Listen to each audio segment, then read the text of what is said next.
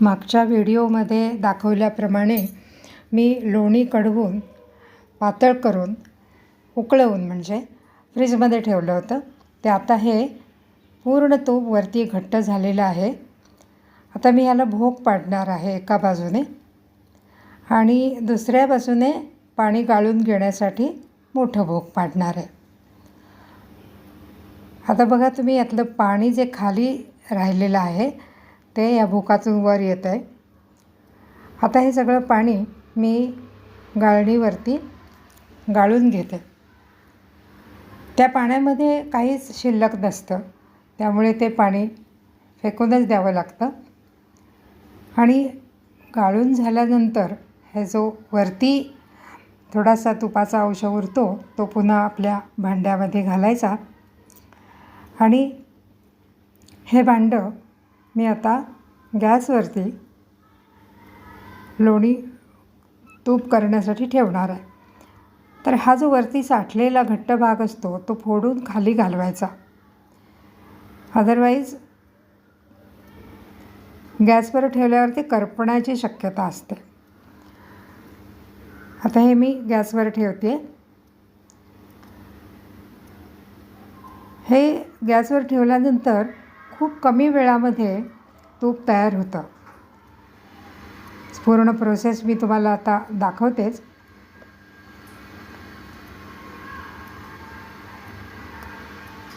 याचा एक फायदा असा होतो की खूप पातेल्या तुपट लोणकट होत नाहीत.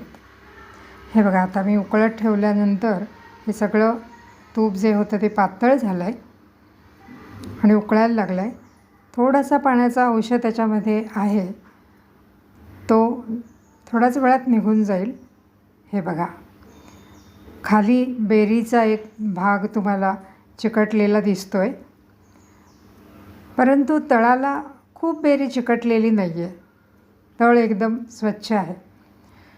हे असं उकळताना कडेला थोडंसं ब्राऊन झालं की त्या स्टेजलाच गॅस आपण बंद करायचा, कारण गॅसचं जे बर्नर गरम असतो तेवढ्यावर पुढचं तूप होतं.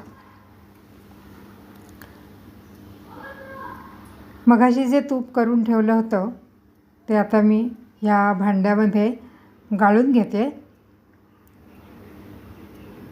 गरम असतानाच तूप गाळायचं आणि गाळल्यानंतर ताबडतोब ते झाकून ठेवायचं, म्हणजे त्याला कणी छान येते. हे गाळल्यानंतर आपल्या गंजामध्ये भांड्यामध्ये जो काही तुपाचा अंश उरलेला आहे तो काढून घेण्यासाठी मी या भांड्यामध्ये आता पाणी घालीन थोडं. हे बघा भांड्याचं तळ किती स्वच्छ आहे ना, घासायला सुद्धा खूप सोपा पडेल तो. आणि याच्या खाली जी बेरीचा गठ्ठा दिसतोय ना तो एवढा क्रिस्प असतो की थोडंसं मीठ वर टाकून किंवा तसाच सुद्धा आपण गरम गरम खाऊ शकतो. आता ह्यात मी पाणी घालते आणि मग ते उकळवून मग तुम्ही कशालाही वापरू शकता, पिण्यासाठी किंवा भातामध्ये कशाहीसाठी. मगाशी जे तूप गाळलं होतं ते बघा आता किती कणीदार तूप तयार झालं आहे. दाखवतेच मी तुम्हाला.